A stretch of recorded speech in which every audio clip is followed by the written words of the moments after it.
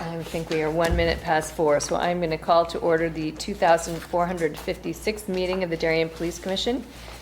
First order of business is acceptance of the minutes of May 18th. Move to accept. Second. Any questions, comments, changes? All those in favor? Correspondence, Chief? Several items of correspondence. The first one was an email and a photograph that I got from the Reverend Gary Morello at the Rose Presbyterian Church for quality of service of Officer Buzakis. He stopped there, some of the kids were playing, football in the parking lot, and he stopped and said hello. And I believe the commission has the photograph We do. of all the kids. So nice job by Officer Buzakis. What Gary wrote was, today was one of the highlights of my year. Officer Costas saw us all playing and he stopped to spend some time with all of us. The kids in the church were so grateful for his kindness and affection towards everyone. Chief, this was awesome. So, well done, duly noted by Excellent. Officer Buzakis. Secondly, I got a thank you letter from my compatriot Jimmy Walsh over at Norwalk PD. I was at another function and Captain Marin gave me pinch hit at the Norwalk Police Department Police Memorial Ceremony held at their PD, where they also recognize our officers who were killed in the line of duty. So that was on May 17th. Nicely done. I got a thank you from Terry Gaffney, who runs the Memorial Day Parade, part of the Monuments and Ceremonies Committee. Thanks to you and all of our officers who worked on Memorial Day and at the cemetery observance afterwards. It all went off without significant hitches. Both went well, and your assistance was a big part of it. Everybody knows I enjoy Memorial Day Parade, and it is always a good community event. Went off, like you said, without a hitch, very safe, beautiful day, well attended, from start to finish, professional operation. So well done there to everybody. Lastly, we've got these before, but we got a prayer card again from the West Shore Gideons. That's the Fairfield County group who used to put Bibles in hotels. I'm not sure they still do that anymore. I'm not sure, but Chief, we lifted up your team of first responders in prayer for your health, safety, and well-being. So very nice of them to send that. They do it on a regular basis, and I appreciate it greatly. It's very nice. Very nice. Okay. Department activity, Captain? Okay, this is the activity report from the period of May 17th through June 14th. May 22nd, we received reports of graffiti on numerous traffic boxes throughout town. May 24th, a 25-year-old Flushing, New York woman was arrested by warrant for her role in the burglary of a Maple Street residence in January. The suspect was part of a burglary ring in the tri-state area and was held on a $100,000 bond. On May 26th, it was reported that a traffic control sign was stolen from the area of Raymond Street and Musket Lane. May 27th, shortly after midnight, an officer on after-hours patrol of Weed Beach observed several individuals running upon his arrival. The individuals were detained, and as a result of this investigation, an 18-year-old Darien man was arrested for possession of marijuana and possession of alcohol by a minor. May 27th, it was reported that the front door of a Post Road business was vandalized. May 31st, a 25-year-old male and a 23-year-old female from Flushing, New York were arrested after they stole over $300 of groceries from Stop and Shop. May 31st, a 32-year-old New Haven man was arrested by warrant for evading responsibility following an accident, traveling too fast, and operating without a license. On February 10th, the suspect was pursued by the Stanford Police into Darien for robbery and assault charges. During the pursuit, the suspect vehicle struck an uninvolved vehicle on Post Road at Nearwater Lane and fled the scene. Suspect being held on a $50,000 bond. On June 4th, a pedestrian was struck by a motorcycle while crossing in front of 426 Post Road. The motorcycle then fled the scene, and the incident is under investigation by the Accident Investigation Unit. June 6th, at approximately 3 a.m., two Darien officers attempted to stop two stolen vehicles that appeared to be traveling together on Nearwater Lane. The vehicles failed to stop for the officers and were last seen traveling at a high rate of speed on the Post Road. June 10th, a male juvenile was issued a summons for possession of alcohol by a minor when an officer checking Pear Tree Beach after hours located him and determined that a cooler in the area with alcoholic beverages in it belonged to him. On June 11th, an elderly woman fell victim to a distraction larceny while shopping at Whole Foods. While one suspect distracted the victim, a second suspect stole her wallet from her purse that was left in her shopping cart. June 12th, a catalytic converter was stolen from a 2010 Ford Escape while parked overnight at the Leroy West commuter lot. We had one commercial burglary, 11 domestic disturbance incidents, in which 6 involved arrests. 2 overnight stolen cars that were locked with the keys in it, 4 overnight burglaries of unlocked cars, 4 forced entry burglaries of locked cars, and those were all at the YMCA on the same day. 22 motor vehicle accidents with 3 involving minor injuries, and 163 traffic stops by the patrol division. So a couple chief Busy comments. stretch. A couple of chief comments on the activity report, just for anybody that might be watching. The RERACA adult cannabis use is just that, it is for adults. It is not for anyone under the age of 21, and people seem to forget that in the, It's 21, not 18. Right. It's 21, just like Right. alcohol. so people seem to forget that it is not legal for everyone. Just kind of a minor point, but No, it's a the good point. follow-up on a lot of things that we're working on, our detective division is still doing yeoman's work. You know, you hear about these cases that we have, and 3 or 4 months later is when the arrest's made. It doesn't always correlate with people remembering, but they're doing, and our patrol division as well. They're all doing a good job out there, but especially our detective division is doing really, really good work. Pear Tree Point Beach, both of the beaches. This has been an ongoing request from the Parks and Rec Commission.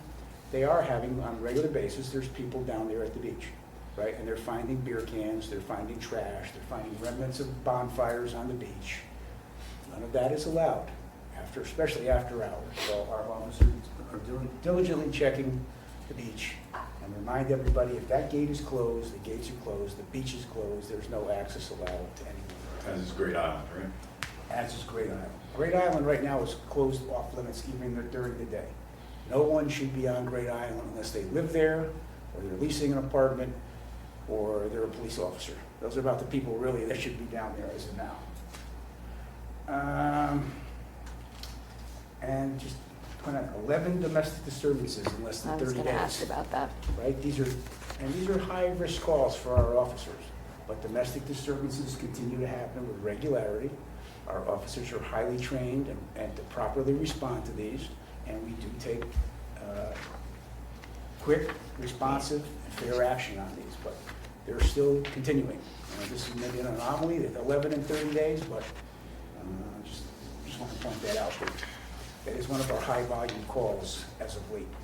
People just in a domestic type situation, dating relationship, or married, or have a child in common, there seems to be a lot of friction as of late. So we'll keep responding properly and fairly and professionally. Too much more we can do on those as far as the police department, as far as preventing them. We're responsive and we're reactive, but we can't do a lot to stop them from happening. One other thing I do want to add on domestic violence is, Captain Hadema's intimately involved with the domestic violence groups, and I'll let her right now explain to you what they asked her to do on DVCA. I know there's a couple different acronyms. So I am a part of a board, it's Law Enforcement Advisory Board for CCADV, which is the Connecticut Coalition Against Domestic Violence, which is the agency that runs all the other agencies for domestic violence in the state of Connecticut. So I'm on their Law Enforcement Advisory Board. They've asked me to become chair of that board because the chairman is retiring. So I've been asked to step up and become chair of that board, which I've accepted, and the chief allowed me to accept that position. I'm really excited about it. So we kind of just oversee how law enforcement responds to domestic violence incidents. Any changes that we think are necessary for law enforcement's response, we discuss and then train on those issues. So I'm pretty excited.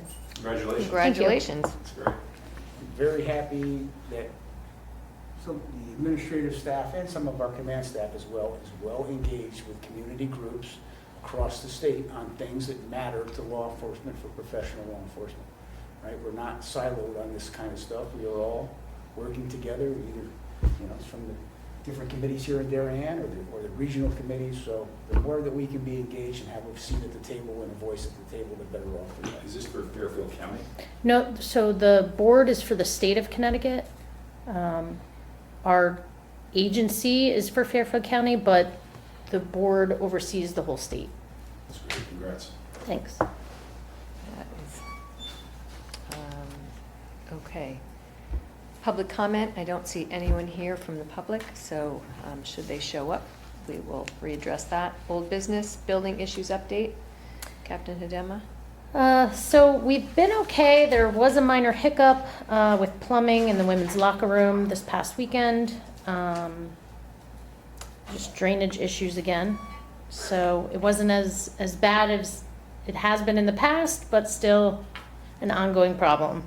One other minor issue, we have some issues in the men's locker room with 2 of the showers. One isn't staying hot, but we're working on it. And the other one, some minor issues of just pressure, water Any update pressure. with the women's locker room in general, the renovation, So- or just status quo for now? No, actually, the architects came by last week, looked around, looked at the plumbing, looked at the electricity, looked at, areas to put our temporary women's locker room. So now I'm looking into getting lockers for that, so we can use, the idea is to use the bay that's right beneath, that first garage bay, and they'll put up walls and a shower and a toilet, and we're looking for some lockers to use in there. So that's the update. That's still a work in progress. Yes. As far as how we're gonna try to do this, because apparently, at least for some period of time, we won't be able to utilize the female locker room at all.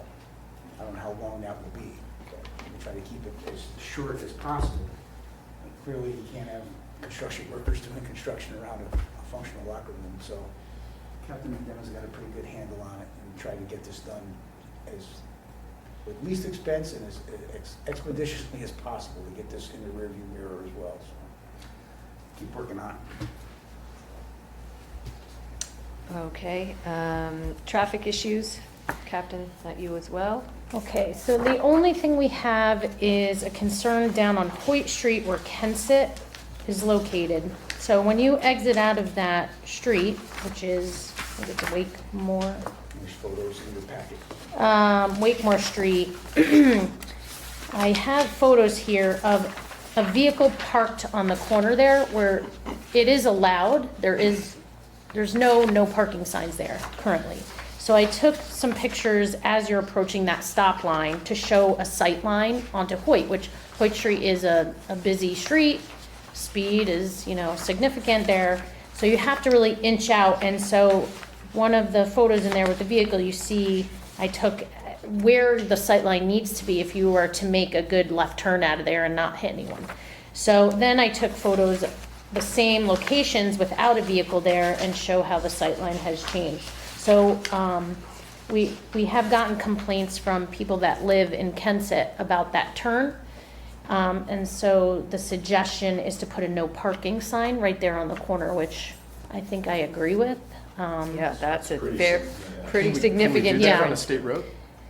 Yes. That- So You can't park within 25 feet of the corner by statute, but, I'm not sure what the state regulation is on that state road. But if the legal traffic commission concurs that no parking signs or system of no parking signs should be put there, we would just have to request. I from the agree. state DOT. It's a disaster, particularly when They at might school come time. back and say, oh, there were supposed to be signs there. 25 years ago, there were signs there. Maybe they were taken and they were never replaced. You can yeah, certainly request- it's a vast difference. It The is. Sightline is. It is. 100%. That's, Yeah. that's a definite safety issue. Okay. You will, Are you able to do something temporarily, because by the time you get Yes. an answer from the state, it may take an urgent Yeah, so time. we've already been in contact with the state, just, hey, FYI, we're looking into this, is it possible? Yes. And I talked to DPW, who has a sign that we can put up temporarily until, as long as we get the okay from the state that we can do that, so. the state DOT, as the commission well knows, they're very happy for a lot of things to be done as long as they're we not pay for funding it, it or right. actually putting the shovel in the ground. So, I'm not even adverse to a U-channel and a sign if we can get it done expeditiously under some kind of state improvement to get that done, so. Yes, okay. That's not a bank buster. Okay. Any other old business? Under traffic issues, I do have another thing that I would like to have the commission vote to add to the agenda, because this is a regular meeting. I got a series of phone calls and texts today from the town administrator, from Mr. Sherrod Samby, who runs the Push-Pull Parade, and from Terry Wood, who's running the Decoration Day event at Darien High School all on the 4th of July, on the Push-Pull Parade. I would ask the commission to add to the agenda approval for the push-pull parade with the same location, the same direction march of travel from Darien High School down to the VFW on the 4th of July between 8:30 and 12:30. That would be the time that the officers would be requisitioned, 2 officers. This year, half the building's going to go to the VFW, half's going to go to monuments and ceremonies or whatever they deem. So that's kind of a foregone conclusion. We've allowed it in the past. It goes off without a hitch. But I would ask you to add it to the agenda and vote to approve it. I move that we add the push-pull parade to today's agenda. Second. Any issues? All in favor? Agreed. Then I make a motion that we approve the push-pull parade, Darien High School, the VFW, 8:30, July 4th. Second. Any other questions, comments? All those in favor? Is that the only one you wanted to add? That's it. Okay. All right, new business. Step increases, I assume, Chief, this is you. I would wholeheartedly recommend to the commission that they approve step increases for Lieutenant Mastriani and Sergeant Vigil going to step 3 effective May 23rd. And Lieutenant Mulcahy, Sergeant Jimenez, and Sergeant Schwengerer to step 2 effective May 29th, 23. Can we do these all at once? Yes. Okay. I make a motion that we approve the step increases as listed here on our agenda dated June 15th. Second. Any other questions? All those in favor? Aye. New hires. Anybody wanna talk Oh, I'll about take it, new sure. hires? So our newest dispatcher, number 8, has started. His name is Raymond Stankowski. He started on Monday, and he's been in training since. Things look good. And this Monday, we have probationary officer Matthew McDonald starting with us, and our IT professional Robert Capone starting with us. So we're pretty excited about all our new staff additions. That is exciting.